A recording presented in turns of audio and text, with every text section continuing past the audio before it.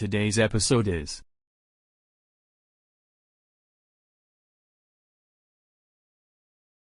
what your favorite 13 Cards episode from Season 1 says about you. Clones clean up the house. Favorite episode of every cartoon you've seen is probably the pilot episode, or you like to pick whatever the safest option is. So you guys probably knew this episode was where my iconic "no worries, I got it" line came from, but let's be honest, aside from that, as well as Fëdor shouting, "That is it," and Waru's great green kingdom, I can't say anything special happened here, since it was just the first episode of the show. Clones make a comic. You've always wanted to see how Gabriel's comic turned out, or you more than likely chose this one just because of Spade and Broly bonding with each other, or the Death Note-styled sequence of Waru tracing over the second result for manga on the internet. I gotta come clean and tell you though, I don't even know what I was thinking of when I made that comic, and I dunno how I managed to win in that episode. Who would have guessed I inherited Fëdor's artistic skills? Clones in a soup.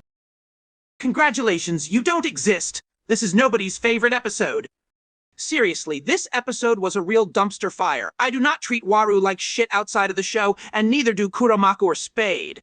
And Martha, if you even try the same bogus baloney you did in the 13 Cards characters and the cartoons they'd recommend each other video, you're gonna regret it super deeply. Clones order pizza. Just like Clones make a comic, you probably picked this to be your favorite episode because of the subplot with Dante and Broly going on a walk with each other. You also probably want Broly to keep bonding with Spade, Dante, or even Felix for that matter. I don't blame you. On that note, let's be honest. You could practically pair me up with any of the clones, and we'd get along so well. Alright, maybe not with Waru on the show, but on this channel everything we get up to differs from the 13 Cards House of Clones universe. We'd probably get along greatly. Clones against the Mafia. I'm almost certain this one's your favorite purely because Romeo was a girl for most of the episode. Personally, if that's true, I don't see why you'd like this episode the most, but hey, it's your opinion, I respect that.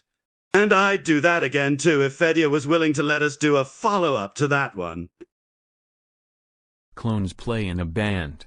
If you've been a fan of the show ever since the pilot episodes came out in 2019 and 2020 respectively, you must have known they would have carried Dante's concert outfit from his meme song into the thumbnail for this episode. It also can't be me, but it's kinda weird how Fëdor didn't appear in this episode at all outside of the intro. Or how the in-universe iteration of House of Clones is much different from that of the House of Clones that Sam and his friends are working on, right? Clones tell scary stories. Yes!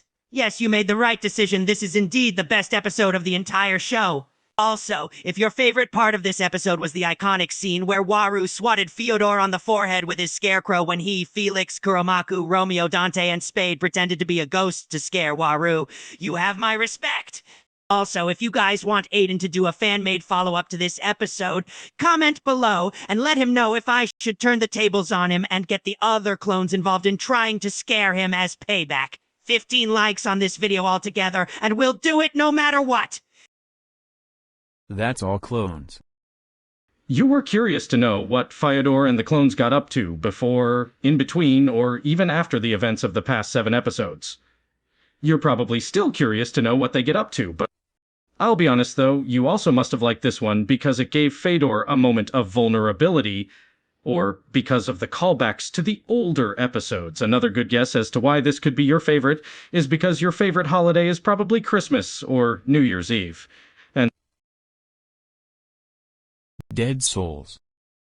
You must have known this episode would be an indirect spin on Russian literature.